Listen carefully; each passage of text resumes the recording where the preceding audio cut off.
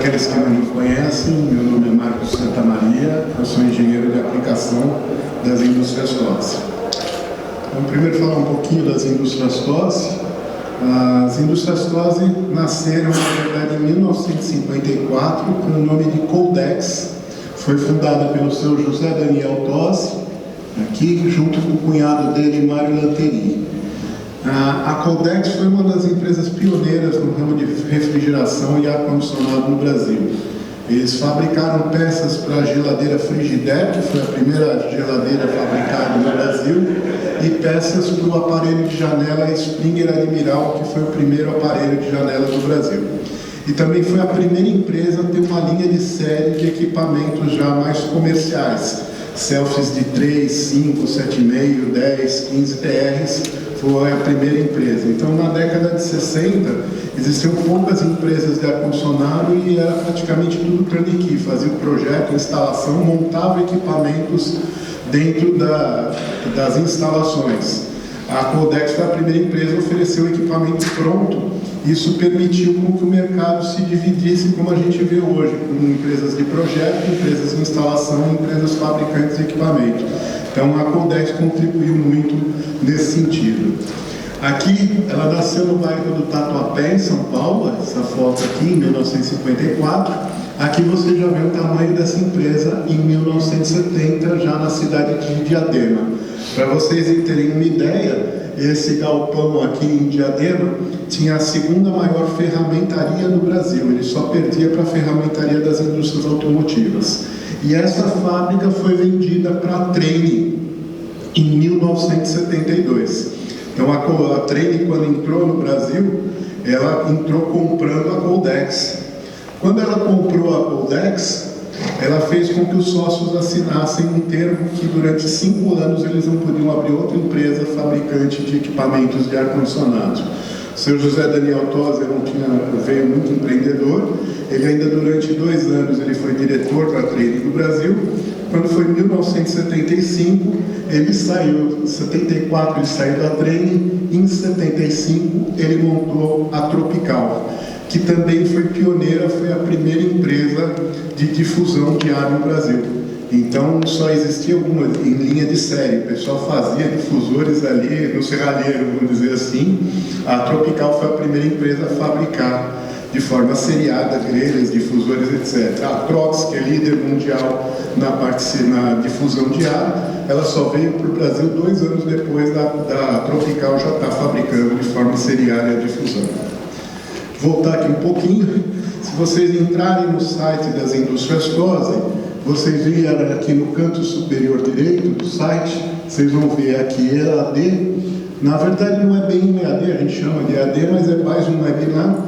Tem 2 aulas de treinamento de água gelada. Ela não tem a pretensão de ser um curso profissionalizante, é mais para dar uma ideia de quem está acostumado só a trabalhar com esses sistemas de expansão direta, então parede de janela, split, VRF, conhecer um pouco como é que é uma instalação de água gelada e quais os cuidados que a gente tem que tomar quando a gente trabalha com sistemas de expansão indireta.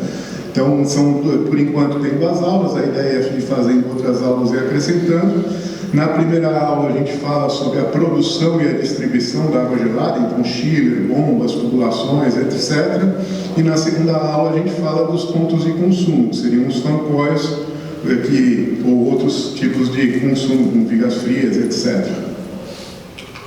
Então, em termos de por que chama indústrias no plural TOSS? Porque a gente tem a divisão tropical, que é a divisão de difusão de ar. Então você vai ter aqui a parte de difusores, grelhas, aqui no caso hospitalar, aquele sistema de assento cirúrgico, underfloor, jet nose, que a gente vê muito em aeroporto, supermercado, toda a parte de grelhas, tomadas de ar externo, grelhas de piso para data center, com insuflamento pelo piso, caixas de volume de ar variável, quadrada, redonda, atenuadores de ruído, dampers, corta normal, corta-fogo. Inclusive a gente vai estar, um dos catálogos que a gente tem lá é por conta de um projeto de uma empresa de data center aqui no Brasil. Nós tivemos que homologar na ANCA, nos Estados Unidos, um damper de alta estanqueidade, que ele foi testado até 3.000 pascal de pressão e conseguiu a menor índice de vazamento com 3.000 pascal de pressão. Então hoje, se vocês entrarem no site da ANCA dos Estados Unidos, só existem 3 empresas brasileiras credenciadas na ANCA. 2 delas são de ventilador que estão aqui expondo, a SIC Flux e a OTAN, para Solar Pala Otan, estão na ANCA, e a TOSE por conta de 2 produtos, esse damper de alta estanqueidade e também uma veneziana, que ela é uma veneziana drenável, que você coleta a água e pode fazer reaproveitamento de água de chuva. Nós temos uma outra divisão, que é a divisão Jellyfish, que é a divisão de água quente, onde a gente produz bombas de calor. Fomos um dos pioneiros a fabricar bombas de calor para aquecimento de piscina. A Jellyfish já data do ano de 2000, quer dizer, nós temos 25 anos de Jellyfish produzindo bombas de calor e também bombas de calor para aquecimento de água sanitária para banho. Então a gente tem aqui um modelo de piscina, tem um modelo aqui, modelo para água para banho. E recentemente nós lançamos essa bomba de calor água a água, que ela produz simultaneamente água gelada e água quente. Então ela é um sistema completo aqui. O set point dela vai ser a parte de água quente, o rejeito é a água gelada. E ela vai ser um dos focos aqui dessa apresentação, a utilização deste equipamento. E finalmente a TOSE, que é a divisão efetivamente de equipamentos de ar-condicionado, onde a gente tem os fancoletes, fancoils, chillers, parte de expansão direta, rooftop, self-condensação a ar, self-condensação a água, que hoje quase ninguém está fabricando no Brasil, a gente continua fabricando, então se vocês tiverem demanda de self-condensação a água, a TOSE continua fabricando, tá? Isso depois. Temos toda uma linha de alto fator de calor sensível para cargas sensíveis, como de data centers, eletrocentros, etc. Então, temos o tipo de equipamento perimetral, pode ser de água gelada ou de expansão direta. Temos split de alto fator de calor sensível, que também é um split industrial. Você tem a parte de wall mounted. Esse tipo de equipamento a TOSE lidera no Brasil. Hoje, o que acontece? O primeiro boom de equipamentos wall mounted foi quando o início da fase de telefonia no Brasil. Mas eram equipamentos de pequeno porte, normalmente 5 TRs, no máximo 10 TRs. Hoje está ocorrendo um segundo boom de uso de equipamentos wall mounted para eletrocentros. O que são eletrocentros? São cabines de energia, só que antigamente só tinha barramento, disjuntor e você ventilava essas cabines de energia. Hoje, dentro dos eletrocentros, estão se colocando inversores de frequência, e no caso industrial, inversores de frequência para motores de grande porte. Então, quem mais consome da gente indiretamente, porque a gente fornece para a Vale, a gente fornece para quem faz o eletrocentro para a Vale, é a Vale, a companhia Vale Mineradora. Ela encomenda para Siemens, ABB, Schneider, o eletrocentro pronto para mandar lá para a usina de Parapeba, no Pará, de mineração. E imagina, se o inversor de frequência de uma bomba já esquenta para burro, você imagina para um motor de 3.000 cavalos, 5.000 cavalos numa esteira, o quanto vai dissipar de calor esse inversor de frequência que fica dentro do eletrocentro, e por ter eletrônica embarcada, você tem que ter uma temperatura controlada. Então isso está dando uma demanda muito grande. Hoje nós estamos fazendo equipamentos de monta de até 30 TRs de capacidade e nós lideramos esse mercado. O nosso hoje principal nicho de mercado é o de equipamentos low monta. Nós temos toda uma linha de equipamentos de alta estanqueidade, os equipamentos utilizados normalmente em hospitais, indústrias farmacêuticas, os UTAs, né? A gente chama de TEX, que é TOSE Excelência. O que diferencia muito o equipamento de conforto é a estanqueidade desse equipamento. Ele é testado com até 1.500 pascal de pressão para atender a norma DW143, porque a mesma resistência de vazamento que tem que ter os dutos, tem que ter a unidade de tratamento de ar. Então ela é de alta estanqueidade e também com isolamento mais grosso. Normalmente a máquina de conforto trabalha com 25 milímetros, essa linha já trabalha com 45 milímetros de isolamento térmico.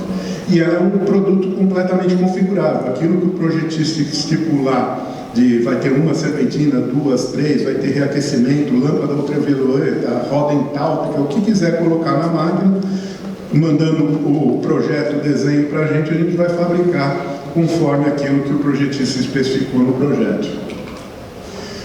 Ainda para hospitais, a gente tem a linha dos fancoletes hospitalares, que a gente chama de fancolete, mas ele pode ser também de expansão direta. Ele pode ser de água gelada, tem 3 modelos, com vazões de ar para 1, 2 e 3 TRs. Eu não gosto muito de usar o termo TR, para mim a gente devia classificar as coisas pelo vazão de ar e não por TR, mas é o que o mercado usa, então a gente coloca. Então, no caso de uma TR é 680 metros cúbicos hora, de 2 TRs é o dobro, de 3 TRs é o triplo da vazão. E ele pode ser tanto de água gelada como de expansão direta, com condensador próprio nosso, compressor fixo ou compressor inverno, ou também, se quiser interligar com sistemas VRF, comprar o kit VRF, a gente instala, o instalador compra o kit e manda para nós, a gente instala a parte da evaporação do kit, a válvula de expansão eletrônica e a comunicação para interligar ele na condensadora VRF. Quando da pandemia, nós desenvolvemos também essas 2 caixas de ventilação, que elas têm filtro EPA, era para diminuir a quantidade de material particulado de suspensão, então, e consequentemente, diminuir o vírus. Ela também pode ser utilizada, essa aqui, por exemplo, foi muito utilizada para transformar quadro convencional em quarto de isolamento de doenças infecciosas por aerosóis, que pela própria norma você tem que ter uma pressão negativa, só que você não pode expurgar o vírus, por simplesmente jogar para o ambiente externo. Então você teria que fazer essa exaustão filtrando esse ar para segurar o vírus, para não correr o risco de ter uma tomada de ar externo próxima, captando esse ar contaminado e reintroduzindo para dentro do hospital. Então aqui vocês veem um localzinho redondo. O que o pessoal fez durante a pandemia? Fazia um furo ali na janela do quarto, com um flexível colocava essa máquina expurgando o ar para fora, mas ele estava filtrando esse ar para não correr o risco de contaminar outros ambientes e assim criar pressão negativa e transformar o quarto num quarto de pressão negativa, que é o que precisa para doenças infecciosas por aerosóis.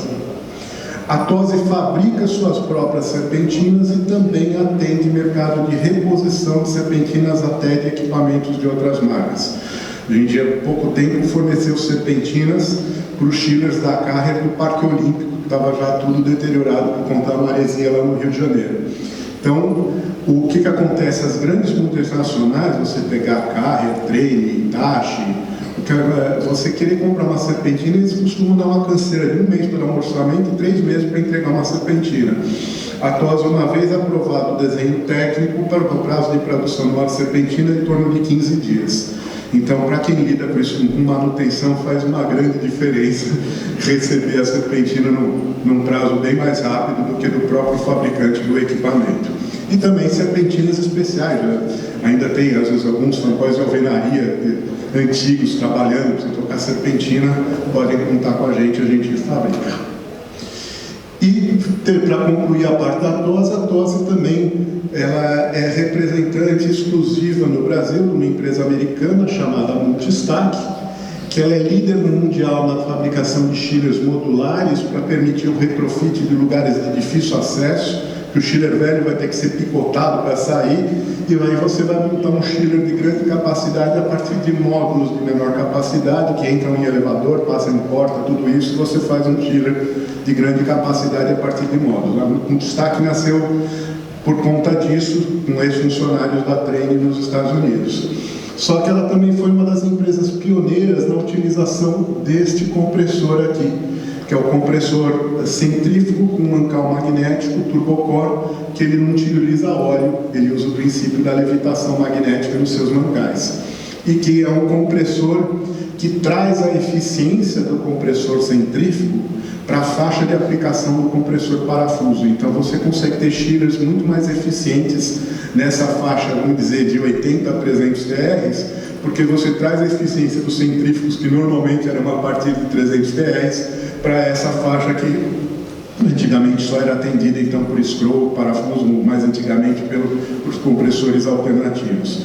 E outra característica é que ele também traz essa eficiência do compressor centrífugo para a condensação a ar. Por quê? Porque também centrífuga, a gente está acostumado a centrífuga sempre em condensação a água. Aqui não, no turbocore ele consegue trabalhar também na condensação a ar. Então você traz a eficiência do compressor centrífugo para a condensação a ar. E agora, finalmente, aquilo que é o tema da apresentação. Então, quando a gente fala em ar-condicionado, se a gente pensar qual foi a definição de ar-condicionado do criador do ar-condicionado, do Willis Carrer, qual que era? O controle da umidade do ar, tanto aumentando ou reduzindo seu conteúdo de umidade, somado ao controle da umidade está o controle da temperatura, aquecendo, refrigerando, a purificação, a movimentação, a filtragem. Ou seja, o ar-condicionado, na verdade, foi criado para controlar a umidade. Depois, só que hoje a gente dá muita importância para a parte da temperatura e às vezes negligencia o controle de umidade. E é em cima disso que eu vou estar falando hoje. Então, um sistema de tratamento de ar-condicionado, o que a gente tem que ter? Tem que ter um bom controle de temperatura do seco, controle de umidade, boa qualidade do ar, confiabilidade, pouca manutenção e eficiência energética. É isso que se espera de um bom projeto de instalação de sistema de ar-condicionado. Só que quando a gente fala de umidade, a gente tem que entender um pouquinho os conceitos de umidade, que às vezes as pessoas ficam muito confusas do que é cada coisa. Então, nós temos a umidade absoluta, umidade relativa, ponto de orvalho, temperatura de bulbo úmido. Vamos entender o que é isso. Quando a gente fala de umidade absoluta, é o quê? É a quantidade de água na forma de vapor contida no ar atmosférico em relação à sua massa ou volume. Pode ser expressa em várias unidades, a mais comum seria gramas de vapor de água por quilo de ar seco. Daí, o que é a umidade relativa? A umidade, por que chama relativa? Porque a umidade do ar, a relativa, ela vai depender da temperatura. Quando você aquece ou resfria o ar, a capacidade dele de reter vapor de água muda. Por isso que a umidade fica relativa. Então, vamos entender a umidade relativa. Capacidade de reter água na forma azul é função da pressão e temperatura.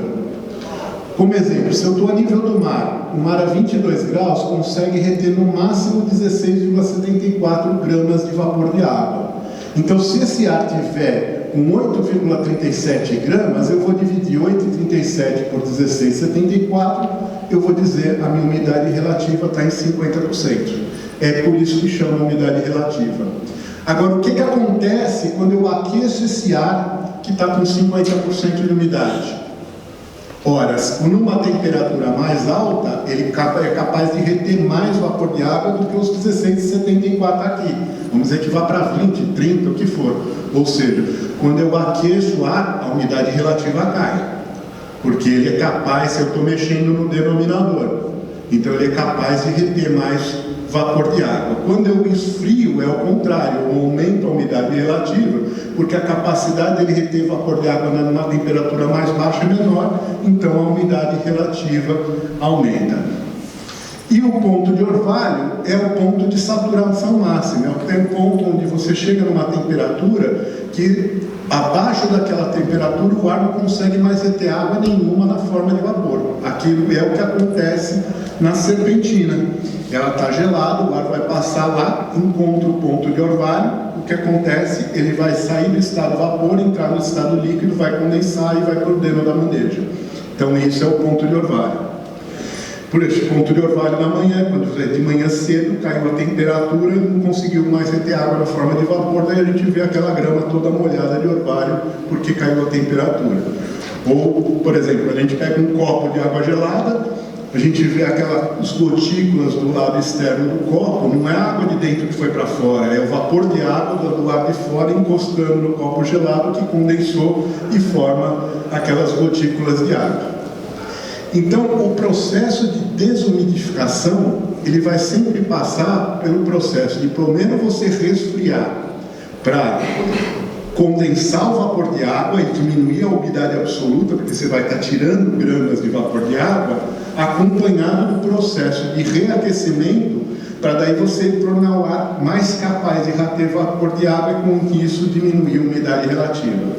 Eu sempre faço brincadeira nas minhas apresentações, você tem um carro antigo que você não põe a temperatura no ar-condicionado, você tem ar-condicionado, ar quente, está chovendo e passou o vidro. O que você liga para desenlaçar o vidro? Vamos lá.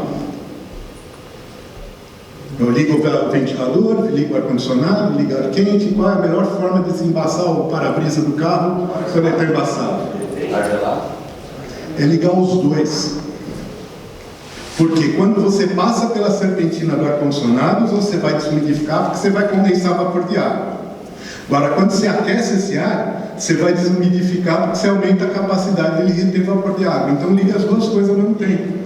Primeiro ele vai tirar o vapor de água, vai embora pelo dano, e depois, a hora que ele reaquece, quando ele vai para o para-brisa, ele vai ser mais capaz de puxar a água do para-brisa e remover o vapor de água. Então, é assim que a gente trabalha a desumidificação. E agora eu vou fazer homenagem ao nosso professor Oswaldo Demo, nosso colega de normas, né, Mário? Que parte da apresentação aqui é um estudo que ele fez num fórum ali da América Latina de 2010. Ele fez um estudo. Então, como é que normalmente a gente tem um ar-condicionado? A gente tem aqui um ambiente, a gente coloca um equipamento de ar-condicionado, pega o ar desse ambiente, mistura com o ar externo de renovação, resfria ele, passou pela serpentina, passa pelo ventilador e de volta para o ambiente. Esse é o ar-condicionado tradicional que a gente coloca.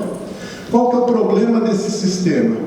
Quando ele está em carga total, você consegue controlar tanto a temperatura como a umidade. Mas quando a sua carga cai, você perde o controle da umidade, você consegue controlar só a temperatura. Então aqui no caso que ele fez um estudo, uma vazão de ar aqui de 3.600, ar externo de renovação 845, ele queria manter o ambiente a 24 graus e o ar externo estava a 35 com 24 de bulbo úmido.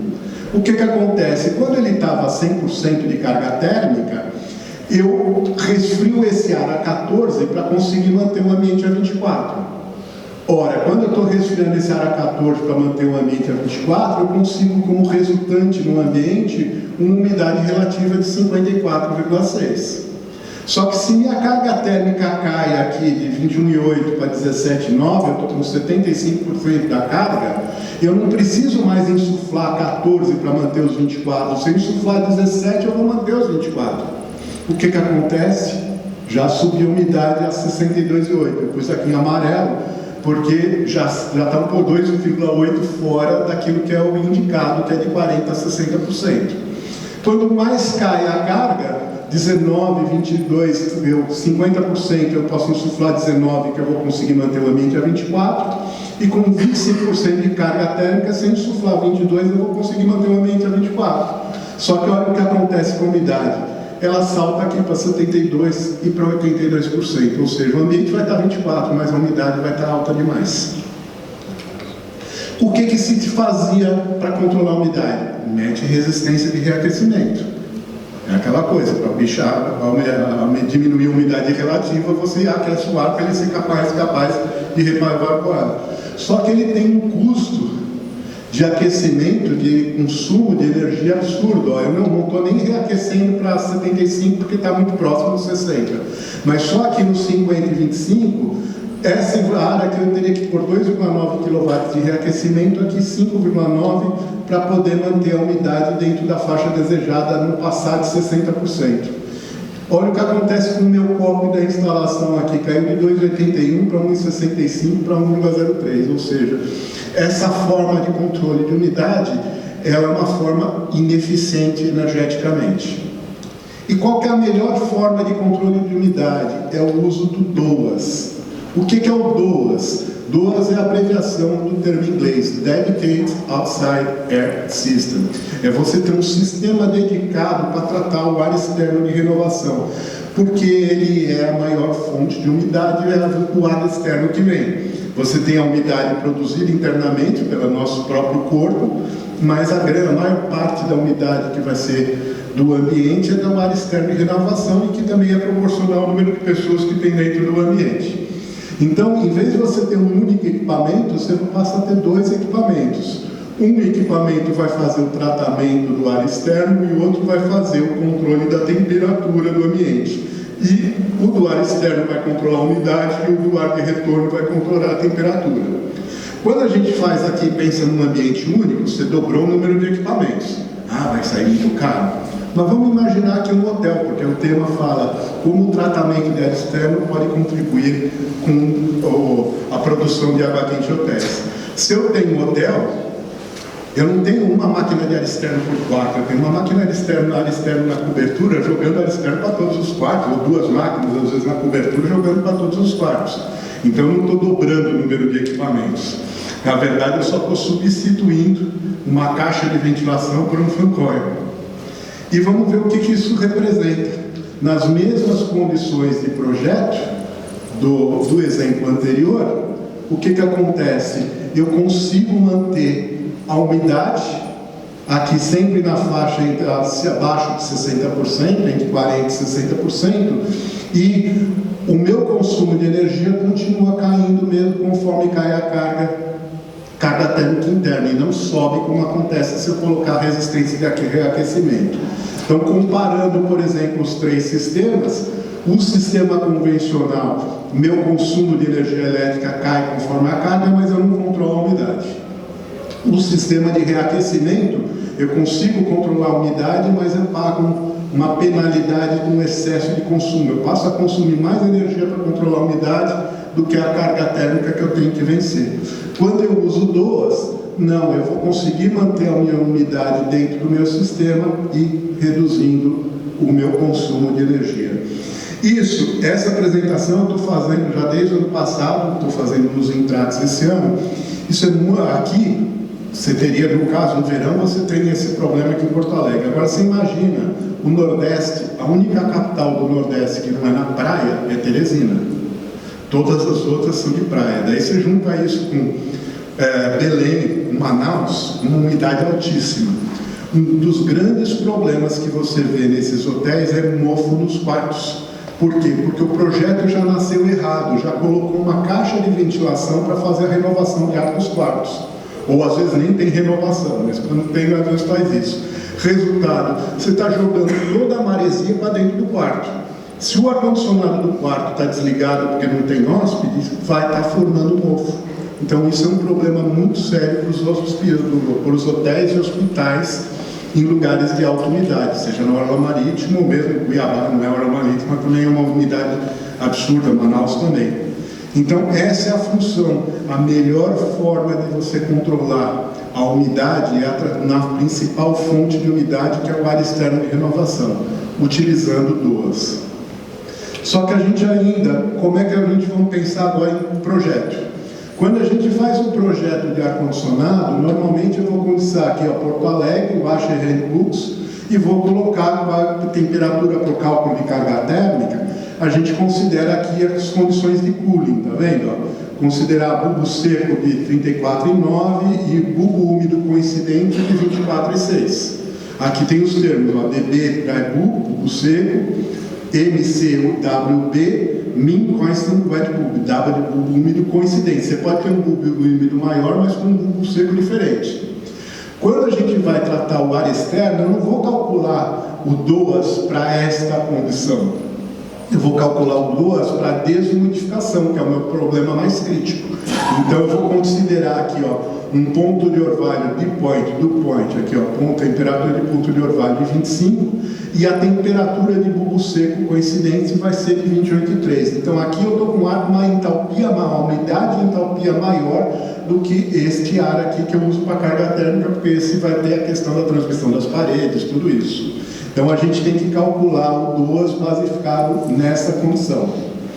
Agora vamos supor, eu usei uns números inteiros ali para facilitar. Imagina 100 quartos, que daí fica fácil de fazer uma proporção de hotéis em qualquer carro. Imagina mais ou menos 75 metros cúbicos hora de ar externo de renovação por quarto. O que acontece? Se eu for baixar aqui em Porto Alegre, que eu estou com um ponto de orvalho de 25, bulbo seco coincidente de 28,3, eu baixar para 23,50%, que é o que eu quero ter no quarto, eu teria uma carga térmica aqui para 100 apartamentos, de 7.000 metros cúbicos hora, para dar 70 por apartamento, de 21,58 TS. Só que nenhuma máquina de ar-condicionado consegue fazer isso. Eu não vou conseguir baixar para 23,50, porque o 23,50, quando eu vou aqui no software de psicometria, eu tenho um ponto de orvalho de 12. Ou seja, para eu conseguir um ar a 23,50, eu tenho que baixar para 12 e depois reaquecer para 23. Quando eu baixo para 12, a minha carga térmica, que antes estava 21,50, eu mudo dos quartos. Só que a gente pode fazer uma coisa melhor do que colocar um fan coil só com uma serpentina para 12 graus. Existe um princípio chamado ciclo run-around coil.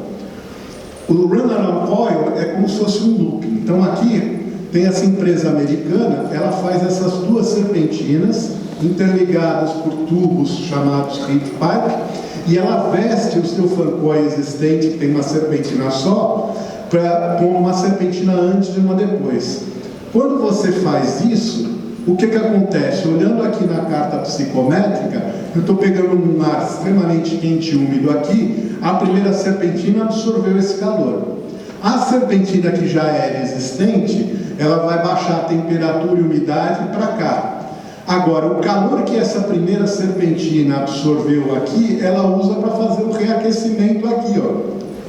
Que é aquilo que a gente está falando, que a forma de desumidificação é primeiro resfriar para condensar o vapor de água e depois reaquecer para diminuir a umidade relativa. Só que esse processo nós não temos, não tem viabilidade econômica para produzir no Brasil serpentina com heat pipe para fazer a adaptação. Mas a gente pode tropicalizar isso. Qualquer fabricante de fan coil, você pode encomendar um fan coil com 3 módulos serpentinas e um módulo ventilador. Para eles são módulos, ele só está somando os módulos. E daí a gente vai usar o ciclo run-around coil tropicalizado. O que acontece? Quanto maior for o número de filas numa serpentina, maior a capacidade dela de resfriar e desumidificar. Então isso permite que você possa trabalhar também com uma vazão de água mais baixa. O segredo do uso do ciclo run-around coil é mexer no ΔT para ele funcionar bem. Enquanto normalmente a gente trabalha com ΔT de 5,5, 7 para 12,5, 6,5 para 12, alguma coisa assim, aqui eu vou calcular, eu tenho essa primeira serpentina pelo lado do ar, é a segunda pelo lado da água, porque a gente sempre trabalha em contrafluxo. A água entra aqui e o ar entra por aqui, eu estou em contrafluxo. Eu tenho 2 serpentinas de 6 filas. Eu vou calcular o ΔT dessas 2 serpentinas para dar na ordem de 13 graus. Em vez de dar 5,5, dá 13. Então eu vou fazer com que a água entre aqui a 7 e vá sair aqui dessa primeira serpentina 20, o que é perfeitamente possível, porque eu estou entrando com ar a 28 graus, eu consigo tirar a água a 20. Resultado, quando eu pego esse ar aqui em Porto Alegre, ó, 28,3, com 25 de ponto de orvalho, passei na primeira serpentina, eu baixei ele para 18 graus. Passei na segunda serpentina, eu baixei ele para 11,4 graus. Só que a água que entrou a 7, agora está saindo a 20. O que eu faço? Eu pego essa água a 20, ó, e jogo nessa terceira serpentina. Quando eu faço isso, o que acontece? A água 20 vai esquentar o ar a 11. O ar a 11 agora vai para 18 e a água que estava a 20 vai para 18.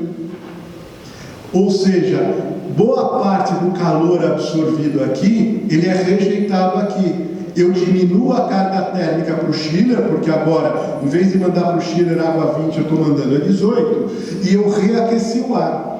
E o ventilador, por sua vez, também vai aquecer um pouco de ar pelos próprios atritos internos. Eu vou estar pegando um ar no pico de umidade aqui de Porto Alegre e jogando um ar externo aqui a 19 graus com 59% de umidade relativa. Um ar completamente neutro eu vou estar jogando para os quartos e ainda numa temperatura mais baixa do que a desejada, ele ainda está contribuindo para a climatização do ambiente.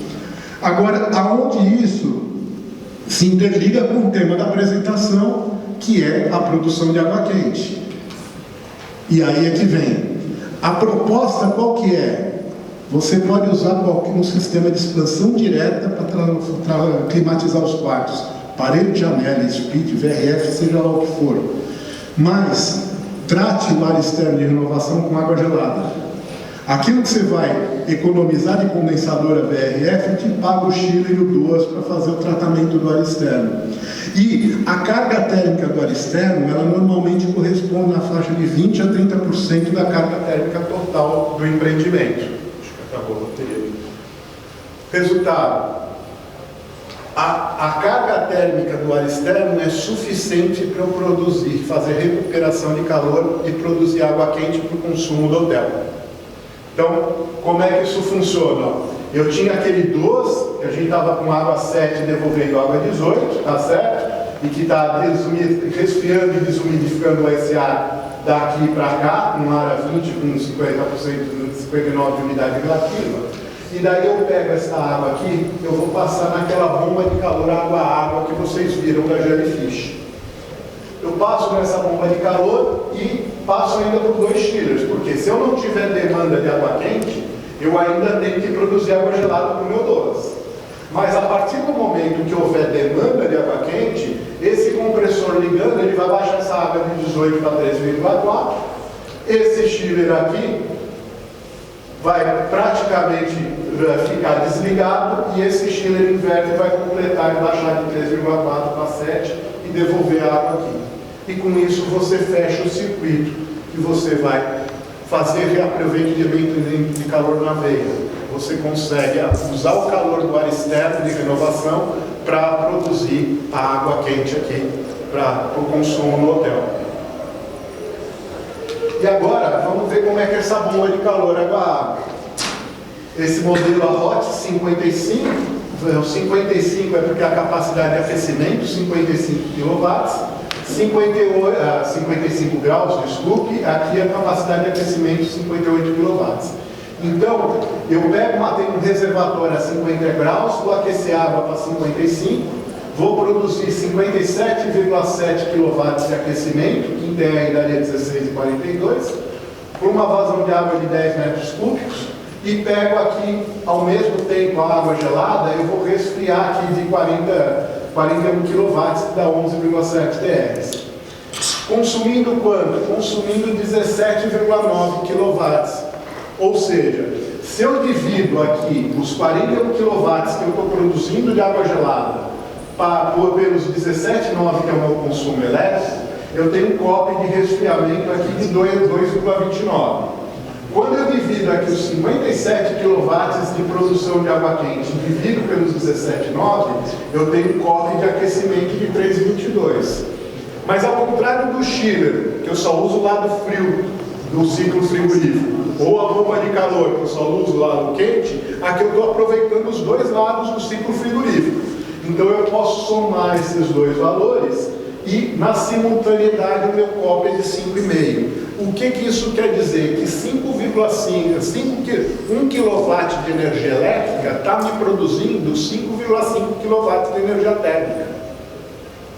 Ou seja, é a forma mais eficiente de você produzir calor, é isso. Você está produzindo frio e calor, aproveitando o teu frio para o seu sistema de ar-condicionado e aproveitando o calor para produzir água quente de consumo no hotel. Então, como é que ficaria o sistema aqui? Eu tenho aqui o meu DOS, tenho aqui o chiller para alimentar o meu DOS, tenho um reservatório de água quente. Normalmente eu tenho uma bateria de aquecedores a gás para produzir essa água quente do meu reservatório. Eu vou introduzir a bomba de calor água-água. Componentes da bomba é um compressor, um evaporador que é um trocador à placa, um dispositivo de expansão, uma válvula de expansão eletrônica, volta o trocador à placa. Quem produz calor no ciclo frigorífico é o condensador, vai estar ligado no reservatório de água quente.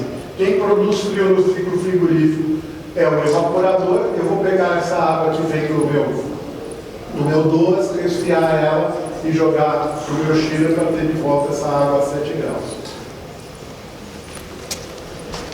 Agora vamos fazer alguns estudos em termos financeiros. Por que isso é interessante? Não só a questão ali ambiental da descarbonização, como isso é vantagem financeira. Então aqui eu estou usando uns parâmetros médios para o Brasil inteiro, tá? Então estou falando uma tarifa de energia elétrica em torno de 60 centavos por quilowatt, gás natural metro cúbico 4,32, GLP 1 kg 7. Só que cada um tem o seu poder calorífico aqui, 860, 9,400 e 11,500. Quando eu rebato isso, eu uso uma regra de 3, eu chego nesse custo do quilowatt-hora. Energia elétrica 60, gás natural 0,39, GLP 52. Quem olha essa tabela vai dizer, o gás é mais barato que a energia elétrica, que eu vou usar energia elétrica para fazer aquecimento? Mas agora eu ainda não pus o dispositivo, estou fazendo na teoria a fonte de energia. Quando eu ponho o dispositivo, o que acontece? Quando eu uso uma resistência elétrica, seja de um chuveiro elétrico ou seja do boiler, 1 kW de energia me dá 1 kW térmico. Então o meu quilowatt térmico tem o mesmo custo do meu quilowatt de energia, 60 centavos. Só que quando eu uso uma bomba de calor a ar, por exemplo, eu já vou ter um COB de aquecimento na faixa de 3,14. Então eu divido 60 centavos por 3,14, o meu quilowatt térmico não custa 60 centavos, ele custa 19 centavos o quilowatt térmico da bomba de calor a ar. Quando eu passo para a bomba de calor a água, que eu estou aproveitando os dois lados do ciclo frigorífico, o que acontece? O meu COB de aquecimento é 3,22. Eu vou dividir os 60 centavos por 3,22. Mas a conta não para aí. Eu não estou produzindo água gelada e diminuindo a demanda do chiller. Eu tenho que calcular quanto eu vou economizar no chiller, para descontar dessa conta. Supondo que eu tenho um chiller com um COB de resfriamento ali de 4,40, um chiller a ar e taxa a ar, por exemplo, o que acontece? Eu faço essa conta, 60 centavos dividido por 3,22 e desconto quanto que eu vou deixar de gastar de energia no chiller. O meu quilowatt térmico para esquentar a água passou a ser de 9 centavos. Já do lado do gás, aqui eu não levei em consideração o queimador. Diferente das coisas elétricas que você tem muito pouca perda, o gás você tem em torno de 14% de perda. Ó. A eficiência do aquecedor é em torno de 86%. Isso quer dizer que do calor produzido pelo gás, 86% esquentou a água, 14% foi perdido. Ele foi perdido aonde? Na chaminé. Porque você pegou um ar e esse ar está sendo quente e esse ar quente você não está usando para nada. Então é 14% do poder calorífico do gás está sendo perdido no chaminé, os outros 86% é que ele esquentou a água. Resultado, eu tenho que dividir esse número aqui por 0,86, aqui deu 0,45, 0,60.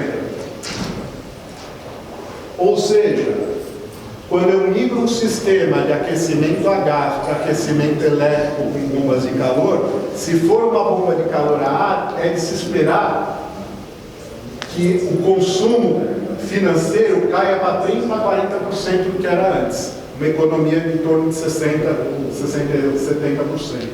Quando eu vou para água, essa economia vai aqui para a faixa de 80% de economia em relação ao gás na produção de água quente.